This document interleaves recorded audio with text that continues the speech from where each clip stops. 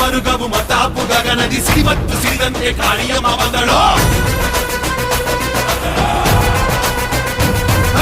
ತಾಯಿ ಕಣಕಣದಿ ರೋಷ ಉಕ್ಕಿಸಿಕೊಂಡು ಮುಳ್ಳಿನಂತ ರೋಮ ಉಳ್ಳ ಉಗ್ರ ಕಾಳಿ ಬಂದಳು. ಮೈಯ ಬೂದಿ ಘಮ ಕುಡಿಕೆಯಲ್ಲಿ ಬಿಸಿ ರಕ್ತ ರುಚಿಗೆದ್ದ ಕುಳಿಯಂತೆ ಕುಡಿದು ಕುಡಿದು ಬಂದಳು.